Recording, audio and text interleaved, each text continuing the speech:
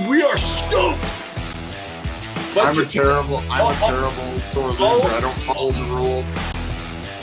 All the bearded guys seem to lie. Yeah. There are rumors galore. I am so up and down on my emotions right now. Retain salad. Okay. Where there is smoke, there is always fire, etc., etc., etc. You don't do it. Been there, done that. And we'll get into it later. They know crap about hockey. Come on. Well, I laugh it off. I have no issue.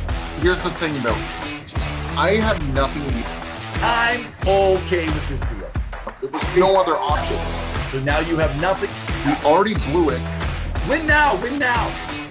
It paid off. I will eat my pants. Hey guys, it's Two Guys in Hockey Talk. I'm Pavel the Cat Zygmunt, and I've got my beautiful beard-like co-host. It's rubbing out at you, Evan Reynolds. Good to be with you. I gotta say, man, you that Burns look, you know. I mean, you look exactly like Burns over in San Jose. It just like you just tucked it in a little bit. I just feel like I just want to come and I want to grab it and rip it. Just spread it out, see how big it gets. Just Viking-esque style. You know, I this isn't really a playoff beard. My wife just found me in the woods, lost somewhere in outside the city, and this is how I survived. You know, what's that show, Man versus Nature?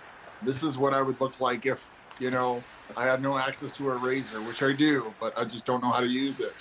Well, I just want to explain to all of our listeners who are listening on often, and they see comments like beard, question, beard, and you know, and they're always ripping on me for a beard, you know. So I gave you 3 weeks growth here, but I want you to know this is a special episode, season 3, episode 20. This will be coming off tonight. I did this just for the show, so anytime these guys ask me where's the beard, I can say, go back to episode 20 and watch that darn thing. Now, tell you, go ahead. I don't want to be a stickler. You know, I know how you like to tell me I know nothing about hockey. Well, I don't think you know a lot about beards, because that's more of a goatee than a beard. So just, you know, semantics. Maybe I'm an old school kind of beard thinker. You know, this is what it is. And who knows if we get a random like invite to like sponsor Men's Beard, like degraying beard, you know, and that's how the show gets started and takes off. But go ahead, what were you gonna say? Well, I just want to explain to everybody why I don't grow one of those. You know, there's a reason that guys wear beards. It's because all guys lie with beards. They're always hiding something in behind that beard. And I just want to show you on this show that I am not about to lie, unlike my co-host here, Pavel the Cat Zygmunt. Well, yeah, I make stuff up all the time.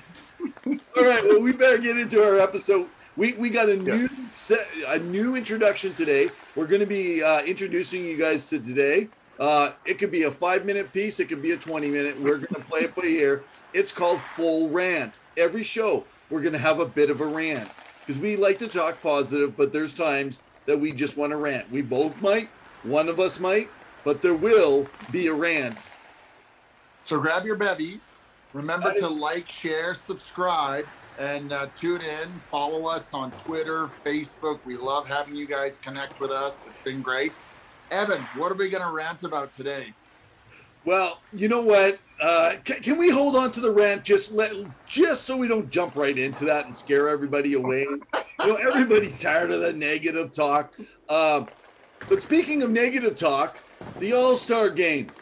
The All-Star for the NHL.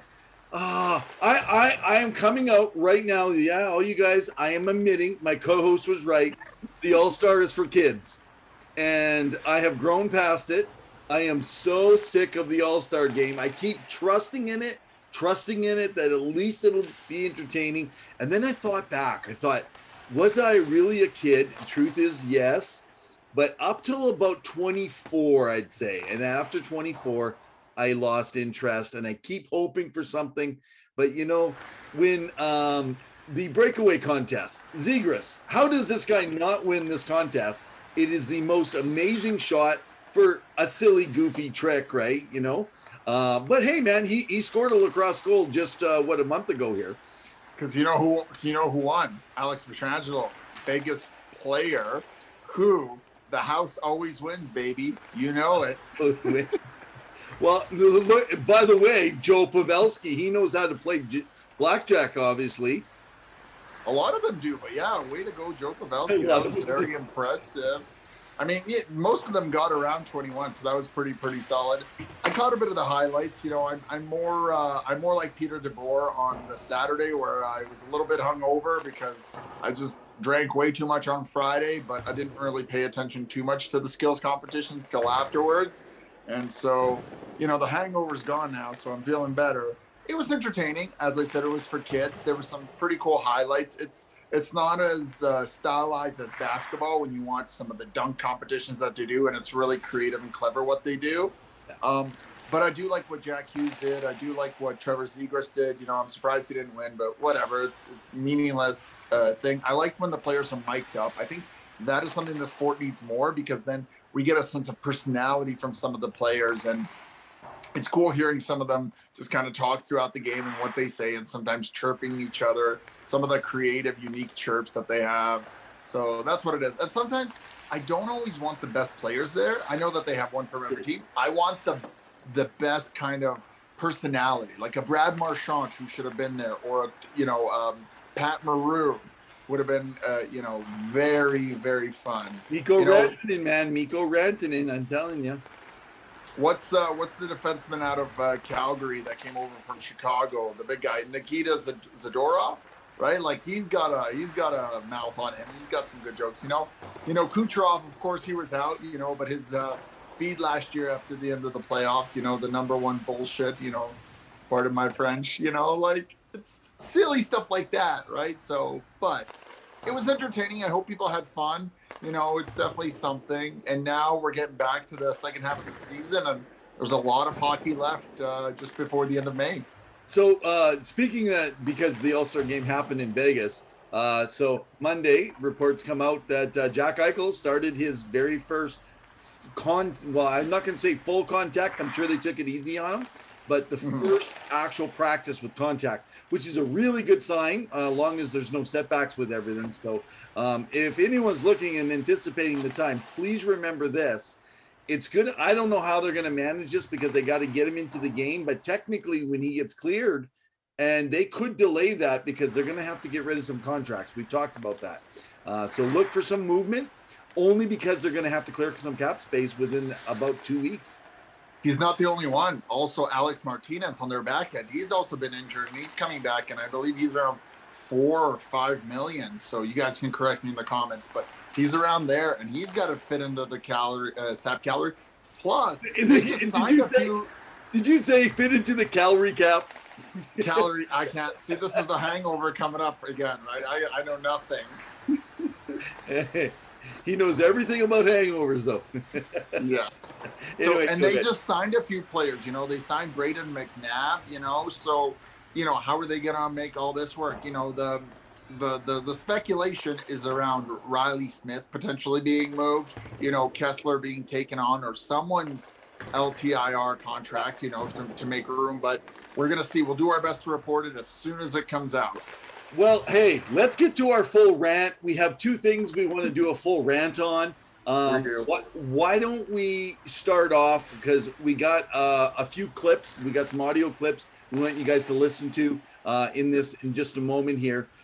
So do you want me to run the audio clip first? Because we're going to go to the story behind the Blackhawks, or do you want to go into it from another angle? So I just want to preface that this is the Chicago saga that continues on, and we're going to play the clip and kind of dissect what's been being said, right? But it has to do with ownership and the organization and the image, and how the NHL is kind of seeing the situation, and how this is being seen by not only the hockey world, but also the real world outside of that. So go ahead. I'll let you cue us in. Okay, so this is Rocky Wirtz, basically at a Blackhawks town hall. He's asked by a reporter some questions dating back on the questions of how things are being handled with Kyle Beach. So it'll be a little bit quieter. It's a little bit echoey in the town hall, and then it gets a little bit more noticeable. Of a player in that situation. So what are the Blackhawks doing? What have the Blackhawks done? What will the Blackhawks do to empower a player in a similar situation to make sure that doesn't happen again? I'm going to answer the question. I think the report speaks for itself. The people that were involved are no longer here. We're not looking back in 2010. We're looking forward. And we're not going to talk about 2010. I know, and I'm not either. And we're not going to talk about what happened. We're moving forward. That is my answer. Now, what's your next question? I can pick up to what we are doing today. I think No, I don't know. That's none of your business. It's none of your business. What we're going to do today is our business. I don't think it's any of your business. Because I don't think it's any of your business. You don't work for the company. If someone in the company asks that question, we'll answer it. Okay, I'm going to stop it there. Go ahead, Pavel. I mean, it's a pathetic answer. It's a bad look. It's come off very poorly. It's been dissected by many people. They're asking a solid question, and this is the first gathering that they had since the incident with Kyle Beach had emerged and the report had emerged and all this information. So this is their first open town hall, and this wasn't some secret meeting. Reporters were invited in to kind of ask questions. And again, nothing related to Kyle Beach. They just wanted to kind of get a sense of, given what has happened in the history, what are the steps that Chicago has taken or will take in the future to protect this. Gretzky kind of weighed in on it as well on the panel that same night. And it came off as like, don't worry about it. It's done. We're sweeping it under the rug. And now we're here. Let's move on to this season and moving forward. And you know what? That's not a good look, because that showcases you how they treat their players and what they value over players' safety and health and well-being, which we talked about in a previous episode. So make sure you check that out. But what are your thoughts? Yeah, well, so I was going to mention, so not only Gretzky, but there was actually an undisclosed agent, unless it's been disclosed. If anyone knows, you can put it in the comment section. But there was an actual agent that came out and said, what do I tell my 18-year-old clients that are getting drafted by this team? Or what do I tell my clients, that are looking to make a move? Or what do we say to our clients that the Blackhawks are inquiring about bringing in? Because does a parent want to have their kid go to an organization that can't even own up? And I'm going to say that I am one of those people that felt like everyone was really hard on the Blackhawks and that they were working their process behind the doors. Well, this obviously shows me they don't want no one to see behind the doors. Like, this was absolutely ridiculous. There's more claims that have come out now, more information. Do you want to hit on that a little bit too?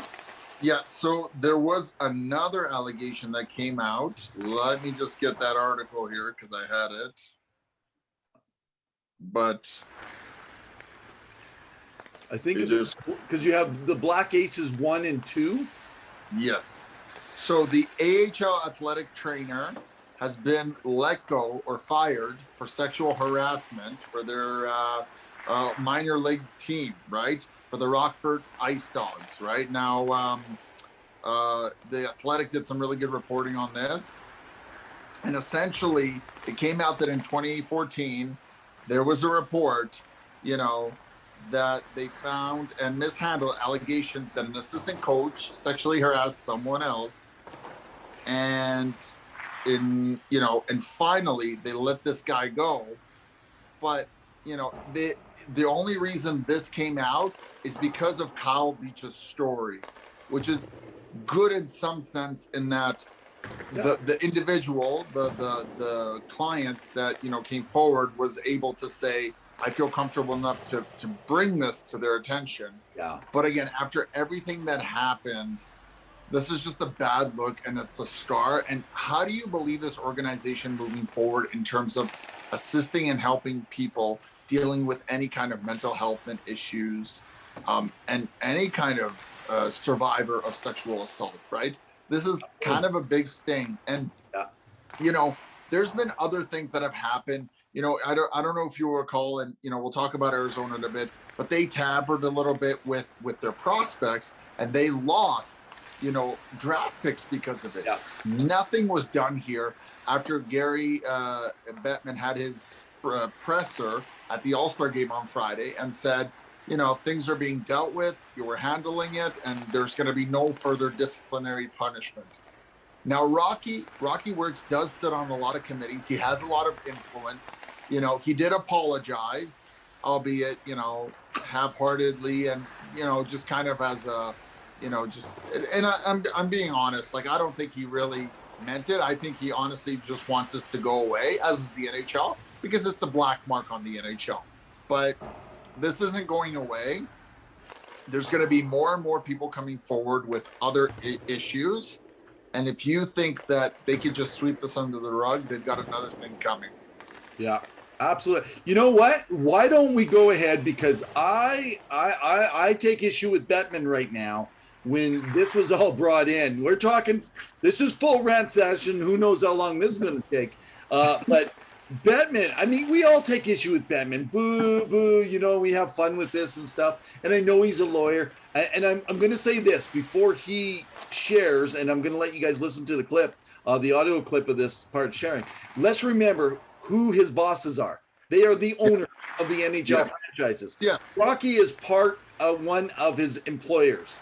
Yes. So he is representing him. And they made it sound like the commissioner, and I hate some of the media putting it this way. They're saying the commissioner can't be moving out guys or telling them they got to sell. Well, guys, let's just go into the NBA. I know it was a different circumstance, but this circumstance is so messy. The issue was a lot on racism when it came to the Los Angeles Clippers owner. He was forced to sell, and it was the commissioner. Now, if a commissioner has power like that, I was shocked they could make him do that. And we're talking now, and they're like, well, it was just a moment, and he's getting angry, and it was a communication. Like, screw you. Listen to what he says. I want to talk about this just for a quick sec here. So let's listen to what he says in this one piece. I have a struggle with this. Listen. Two questions, if I may. Can you tell me or tell us what the reaction from the league was to Rocky Wirtz's discussion during their town hall meeting the other night, and further what dialogue there might have been from the league with Rocky and the Blackhawks organization? I think in the way I think it's been characterized is it was an outburst, and I think what has happened. So he says it was an outburst. It was characterized. Oh, okay. Wonder what happens when I have an outburst at work. Okay, but anyway. With that franchise because of Kyle Beach. Do you hear that? It was an outburst with this franchise because of Kyle Beach. Victim blaming. Oh my goodness. The moment I heard that, I was like, Bettman, I mean, who is going to call him out on this? Not like this needs to go, like the media needs to take this. You don't say because of Kyle Beach. I hope Theron Fleury, Sheldon Kennedy, some of those guys, I don't know if you ever really do listen to us, but if you do, please, you guys get out there with your tweets, send stuff to these guys who represent people who have gone through abuse in hockey. Bettman needs to answer. You don't say because, even if it was a bad play on words and he didn't mean that, he needs to get back on and apologize for that. Or because of the Kyle Beach incident. Yeah, but because of, is that why? It's because of? No. Which is funny to note because they also brought in Sheldon Kennedy to be a liaison and representative for dealing with this and developing a program and or a service in the NHL to help report, understand, navigate through, and offer services throughout the league. And hopefully that would trickle down into other leagues like the AHL and some of the Canadian leagues in order to know how to respond and recognize abuse, recognize discomfort, allow people to confide in, and that the proper steps and channels are followed. But go ahead. So here's something interesting. This is what we all know they're in a search for a general manager. There's been a lot of different guys that are starting to get interviewed. They've been open. The most notable of recognition, of course, is Peter Chiarelli, formerly of the Edmonton Oilers and the Boston Bruins. Now, I actually do believe this is a strong candidate for them. I'll tell you why. Because they can put Peter Chiarelli and throw him to the wolves. He has nothing to do with the past. He has everything to do with the future. He's gone through a lot, and Peter needs to rebuild his name in hockey. So I can see him being the next guy coming in, but he will also not be a long-term guy. I think he's only got 3 years, 4 years maybe, and then they'll cast him and then hopefully be ready for a rebuild because they're 3-4 years away. Yeah, well, they were looking at Kyle Davidson as their prime candidate. He was young, he was new, he was energetic. You know, he was going to bring some fresh ideas to the thing, and you know, they really looked at it. But I think they want someone more stable and someone with a bit more of a reputation. And say what you want about Chiarelli's time in Edmonton, he did win a Stanley Cup with Boston in 2011. You know, that is something that very few GMs have the luxury of saying that they've done.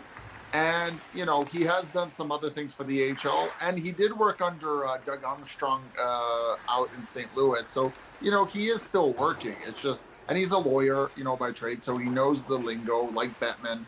So, you know, they would want somebody who's kind of a veteran of the game, like behind the scenes, to maybe potentially be there. But I just think this whole thing has been kiboshed. Yeah. I think ever since the start of last year and everything that has happened, I think, you know, say what you want about the COVID Cup, as people like to say, quote unquote, and I'm sure Sean Fiery would disagree that there's a asterisk next to Tampa Bay Stanley Cup. But I honestly think now there's a bit of an asterisk next to the 2010, if not 2013 or 15 Stanley Cup run for the Chicago Blackhawks. And I have a hard time believing that no one knew anything about that time. And I mean, I know Taves and Kane have had great careers. Duncan Keith's still playing. But, you know, when you're bringing in Patrick Sharp and I believe it was Marian Hossa to oversee the process, you know, it's not the best. Now, Eddie Olczyk is a fan favorite there and people do like him. You know, he's a bit of a local celebrity. So I could see him, you know, steering the ship a bit. But if you're trying to get away from 2010 and not talk about it, why would you bring in guys that brought you that championship back then?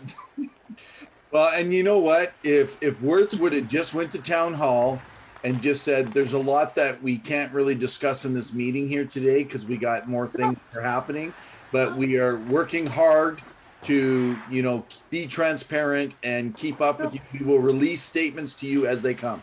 You know what? He should have been prepared. He knew this was coming. That's just ridiculous. I'm sorry. If you're the CEO of a conglomerate company that big and one of the most successful and richest organizations and one of the original 6, you should know what to prepare for in that meeting. The fact that you don't, that's poor leadership. And we've talked about leadership on this show. We know that you need to be smart when you're a leader. You don't get to that level without knowing things, like being intelligent, right? Being able to read the room. He could have said so many things. He could have let his son take over and speak for him or one of the other panel members. He decided to take it on himself and make a statement and stomp his feet. And so I'm disappointed, and I've lost any kind of respect for that organization. And I'm sorry, it's going to be hard to rebuild. It's like trust. I really feel for the Blackhawks fans. It's a dark day. It's a really dark day. Yeah. Speaking of dark days, it looks like there's some light, as we talked about the other week, in Arizona, home of Sean Fiery. By the way, episode 19, we had a super fan on that travels around the league to other arenas. Make sure you catch Sean Fiery. This guy is fired up. He's from Arizona, and we didn't get a chance to actually chat with him a little bit about this. But this works out really good because Pavel's quite upset. He wants to claw away at a few things that are bothering him right now. Oh, okay. So this is where I like to rant about this whole situation. So as it's noted, you know, the Glendale Arena is no longer accessible thus far. I mean, things could change and I could be completely wrong, to the Arizona Coyotes for playing next year. So what they had done is propose the new arena in Tempe with jobs, with infrastructure, all that, to present to city council. Now, as we reported, you know, the city councilmen that were voting on it, there was a bit of a mixed bag, and it hasn't been finalized. I think there was 3 for, 2 against, and 1 kind of uncertain. You guys can correct me if I'm wrong, asking Evan. And, you know, so even if they got the approval, even as of, you know, this week, end of this week, let's say by this Saturday, it's still going to be at least 2 to 3 years minimum before they build that arena and get it played. So in the interim, you got to play somewhere. So the secondary proposal that was proposed is that the Arizona Coyotes will be playing at ASU, Arizona State University, right? The problem is that arena is not that big. It would need a big major upgrade, which would be in the millions. I believe around $165 to $180 million is what they're estimating for repairs and upgrades to make it an NHL arena. But it would reduce the capacity from what it is to about 5,000 seats proper, NHL style seats. And even in that situation, it'd be a little bit less in terms of revenue. I think Brad Marchand had a great tweet where, he talks about, oh, good, well, they can give away 4,500 tickets and maybe they'll sell out. So, they have to, and this isn't done deal, right? So this is in the process of being approved. So it could be approved for using the ASU, because also noting, because this is a very convoluted story, the Phoenix Suns, the basketball team there, do not want to share their arena with the Arizona Coyotes, with the NHL. And we know that there's about, I believe, 9, 10, or if not up to 11 arenas in the NHL and that share an arena with NBA teams, right? So predominantly in the States, of course, Toronto being the only Canadian one. So my gripe and my beef with this is that you are telling me that Gary Bettman is okay with the 5,000 home arena, especially for somebody like Shane Wright, who's making his debut, which is smaller numbers than most OHL, NCHL ranks, right? This number one star draft pick that you're going to try to promote in your league to promote the next wave of, elite star talent. And he's going to play in front of 5,000 players, but they're not even going to be able to start, even if they get the agreement in for the first 15 to 20 games, because they won't be done till at least late November, early December. So similar to what we saw with the Islanders this year, and did they play in their arena? No, it took a while. And you're telling me that there's not going to be a revenue deficit, as he indicated in the All-Star game? That is garbage. But then he has a complaint about how they have to move games from Canada because we can't get enough players here because of the Canadian government with the restrictions. So that's my gripe with this whole situation. In my mind, and it doesn't have to be Quebec.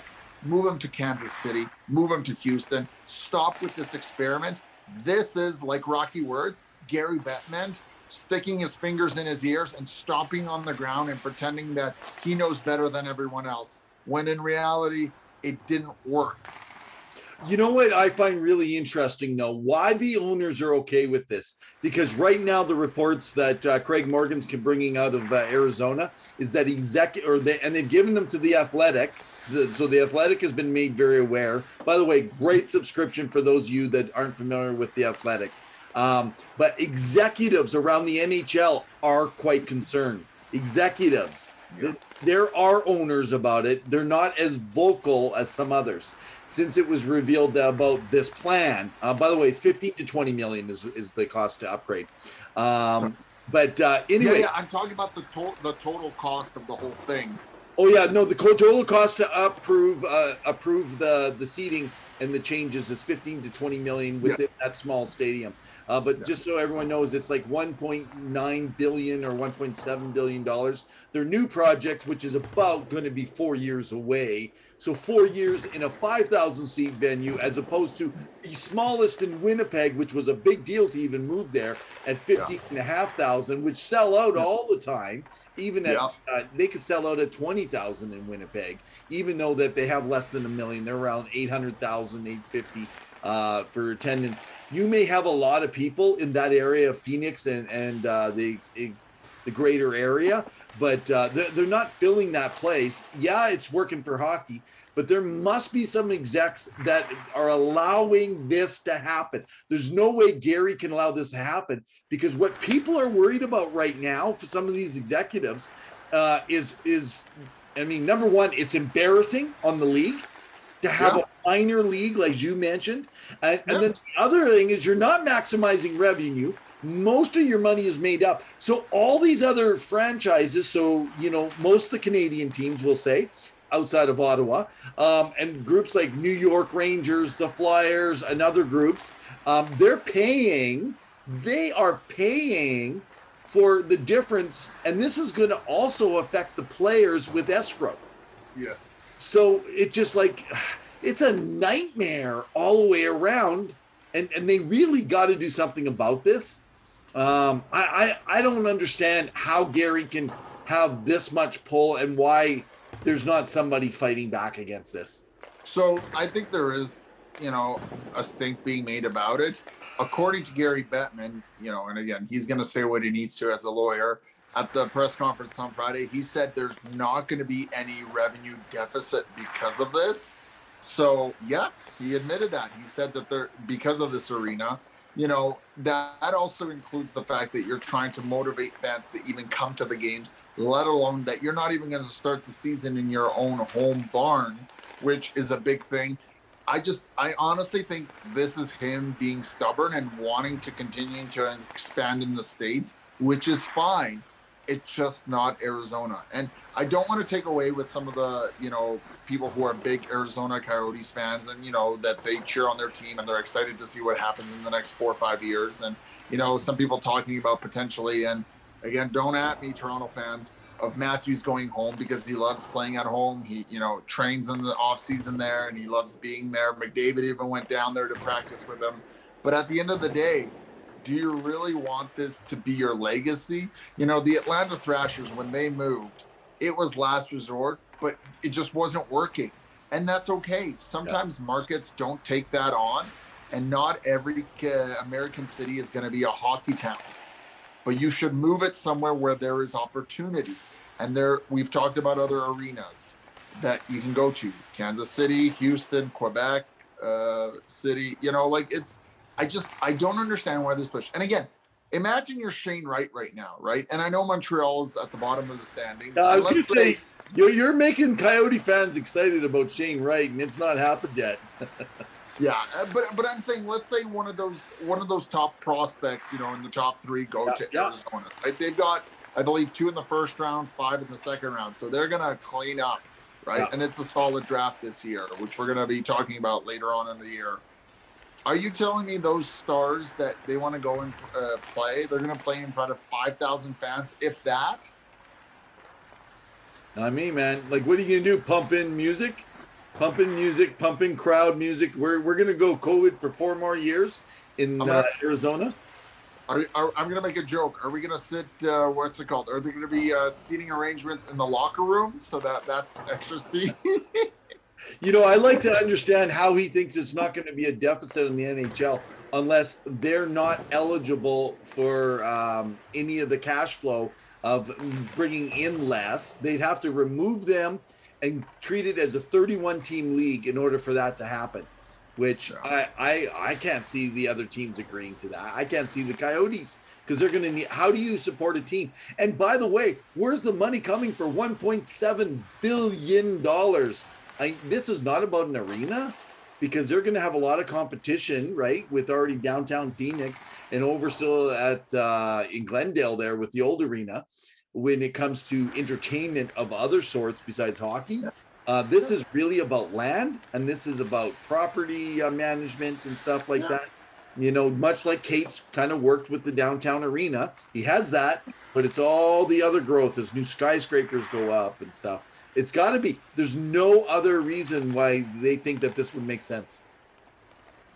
I don't know. I think it's just kind of a spit in the face of what an NHL team is supposed to be, and that we keep getting told differently.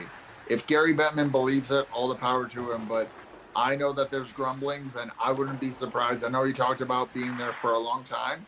I wouldn't be surprised if this is the nail to the coffin, not the Chicago thing. As difficult as it is to hear, I could see this being because money speaks in the NHL. And now think about, their new deal with TNT and ESPN. It's gotten off to I don't want to say the best start, like a rocky start. It's it's finding its legs. There's definitely room for growth, of course, with anything new. Like us, we didn't know shit all. Okay, so speak for yourself. My co-host who knows absolutely nothing about hockey and he lies his way through. That's why he carries a beard. so he can hide all the lies behind his beard. And he pulls out his notes from his beard every once in a while to kind of say, hey, what did that guy say? I gotta read it on air here. So hey, this is what I have to say about Arizona. That's about it, man. Okay, you know what? You just brought up a whole new thing. I want to rant about a couple more things. Welcome If to you're ranting, I'm drinking. So you just brought it up. You're talking about TNT. We're talking about ESPN. We're talking about coverage of hockey. Now, I know there are a lot of people. Last week, I was checking our numbers and looking back. We have a lot of you Americans that are catching our show. A lot of people, by the way, out of Arizona. So I do want to apologize. We have nothing against the people of Arizona. We have it against the ownership who has screwed the people rule. I mean, they should never have left downtown Phoenix. That's the bottom line what I get from a lot of people from there. So anyway, the franchise, love them, but sometimes you got to be able to support them. But the best jersey I think out there with the Chaika Fox, like I think it's one of the best jerseys. I love it. Yeah, it stands right up there with the Hartford Whalers, man. Yeah. It doesn't mean the teams always succeed, but definitely good jerseys. Okay, so I've been hearing from Americans consistently. Canadians at least have their Sportsnet, right, to work with. They have across Canada, they got different packages. By the way, very expensive in Canada if you want to get your cable and all the other stuff. Yeah. There are good deals in the States. You guys are finding some. I am seeing in face group pages and in different message boards everywhere. I see it on Instagram. I see it all over Twitter. You guys are confused. Where do you go to see a game that's not blacked out? How do you see your team in your local area? It seems that you see it here, now you see it over here, now it's over here. You don't know where to follow it. I feel for you Americans.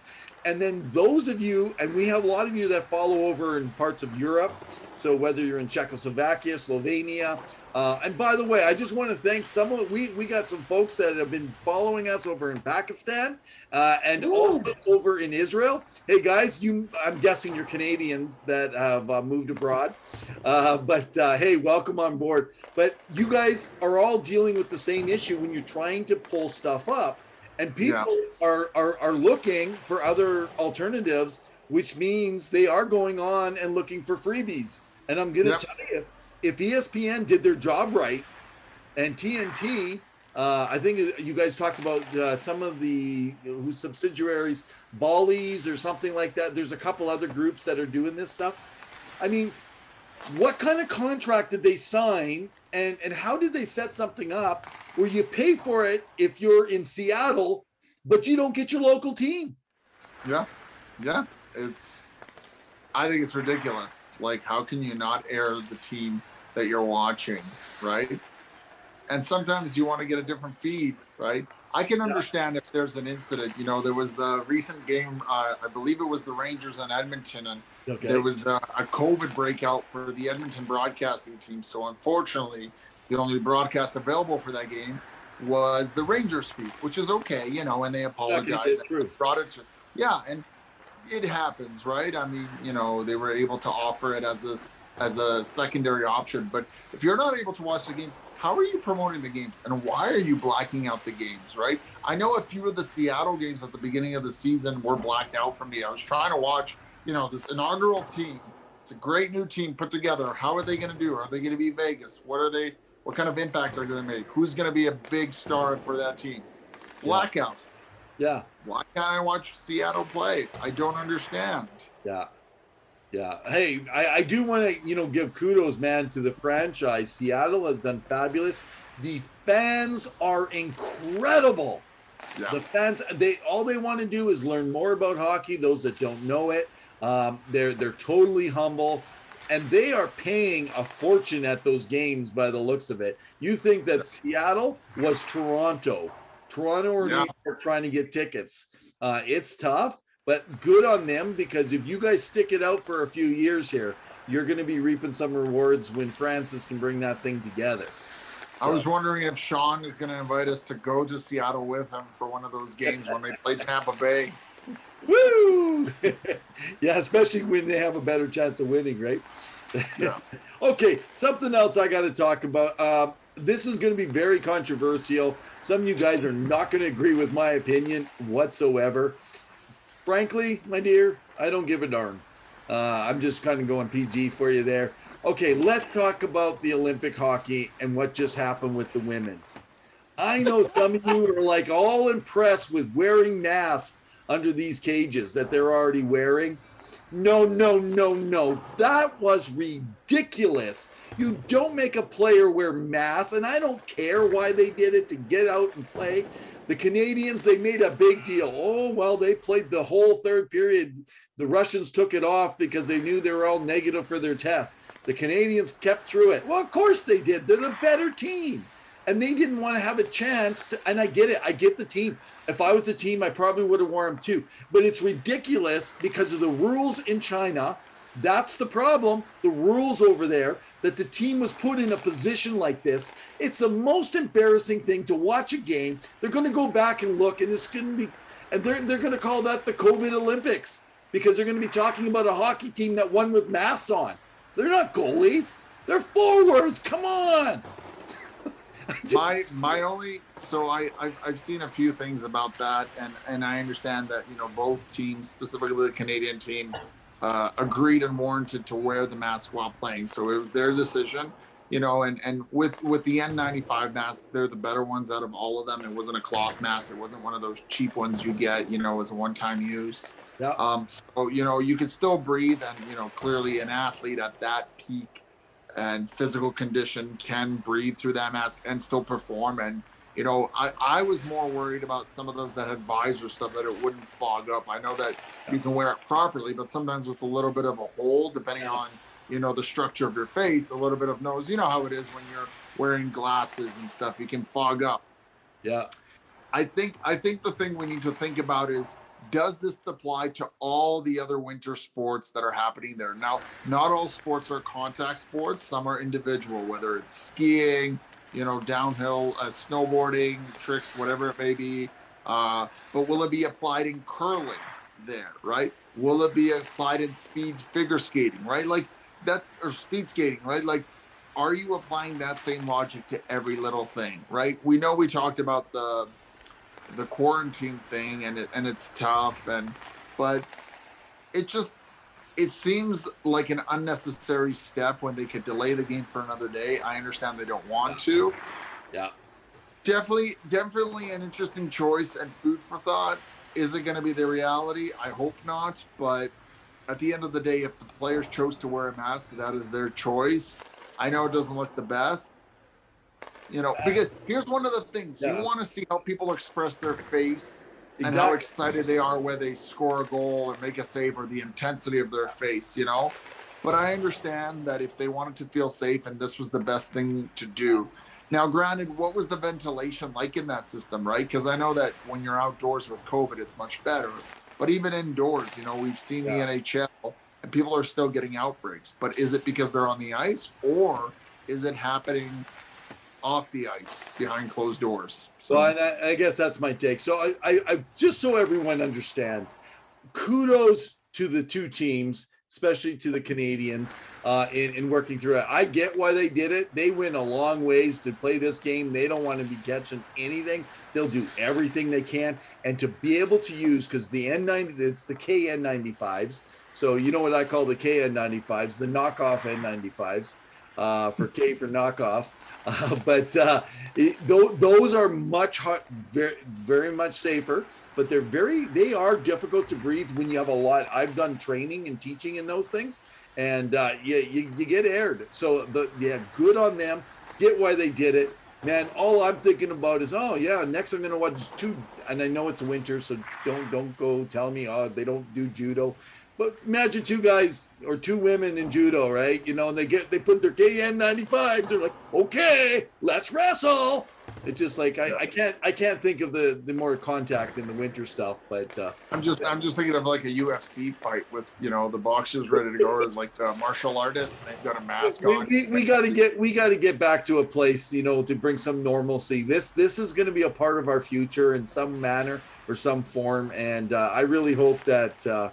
You know, not this is showing you it's just not in the nation where we live in Canada or where the NHL is in North America or hockey in Europe and other places, guys. But this is around the world, and the world has to adjust, not just your country. You know, so but anyway, it just really wrecked it for me. I was just like, forget it, I'm done. My hat's off to them, but I don't want to watch a bunch of people and I can't even see them. I can't see the smiles. I can't see nothing. I see hugs. That's all I got, you know. At least they should have smacked each other's behind, you know, or something. This means you have a chance to actually play, maybe for the men's team. You get out there, you put on a mask, nobody will know who you are. You're like, this looks like our goalie. Sure. Okay, so before we wrap up this part, hey, got a quick question. And I'm going to show you guys something here on my interest. Has the Canadian men's team played yet a game? I believe that they have not. I believe they're coming up to play.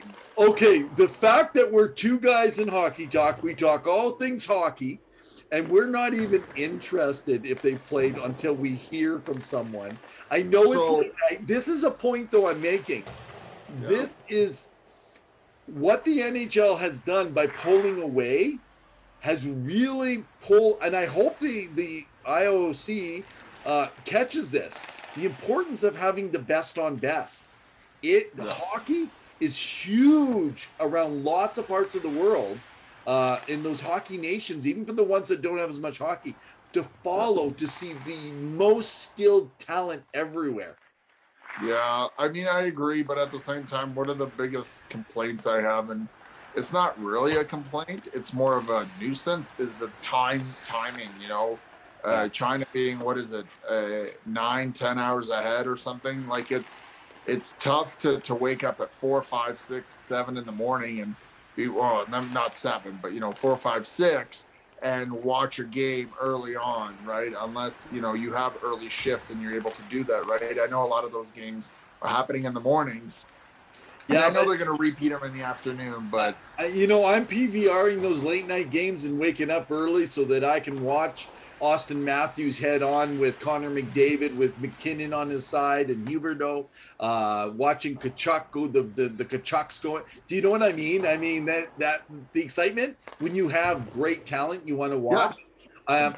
And as it gets further into the Olympics, I haven't watched a single moment, and I feel bad. It's the first time that I remember since I was a kid I haven't watched a single moment at the beginning of the Olympics. And I got to be honest, I think it's because it's in China, but that's a whole other story. I believe Canada has their first gold medal in snowboarding. I don't know the exact competition, but the candidate, and I'll have to look it up and you guys can correct me. I think his name is Max something.